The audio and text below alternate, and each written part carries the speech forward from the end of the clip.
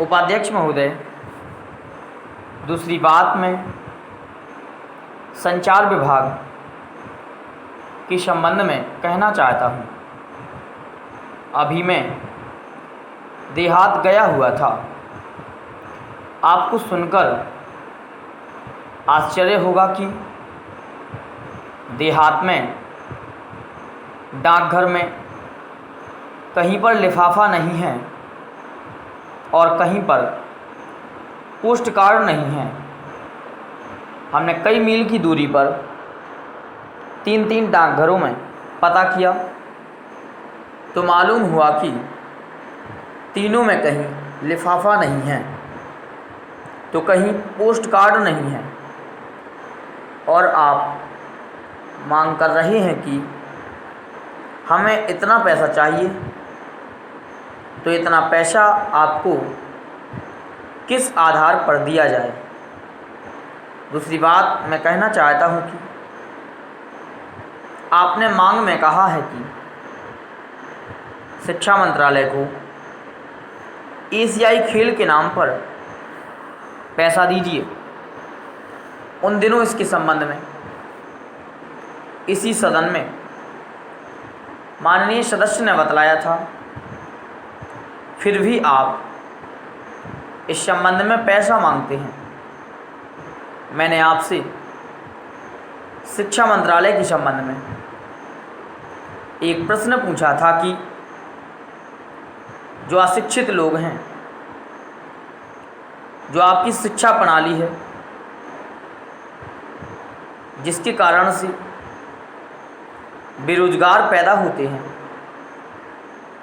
बेकार पैदा होते हैं, इस संबंध में शिक्षा में क्या परिवर्तन करने जा रहे हैं। मैं कहना चाहता हूं कि जो नौजवान है वह जैसे ही शिक्षा समाप्त करके निकले उसे रोजगार मिलना चाहिए। क्या आप ऐसी व्यवस्था करने जा रहे हैं? आपकी शिक्षा पद्धति ऐसी है जो बेकारों की फौज जमा कर रही है। इस हिंदुस्तान में 2/3 लोग अशिक्षित हैं और 60 लाख लोग शिक्षित बेकार हैं। जहां उनकी फौज इस तरह से खड़ी होती जा रही है, उनके लिए आपके पास पैसा नहीं है कि आप उनको किस तरह से शिक्षा में आमूल परिवर्तन करके शिक्षित करें।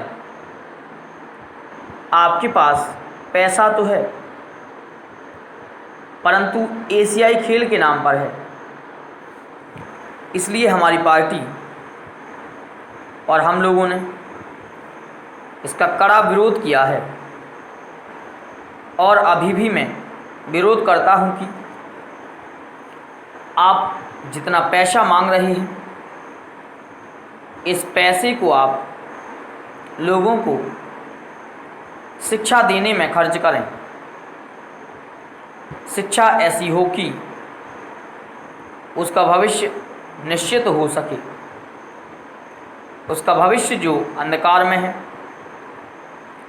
उसको एक आशा की किरण दिखाई पड़े। जब इन सब चीज़ों को कर लें तो मैं कहना चाहता हूँ कि हमारे जैसे लोग खेलों के विरोधी नहीं हैं।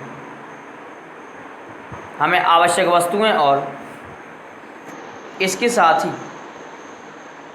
2 वक्त के लिए रोटी भी मिलनी चाहिए।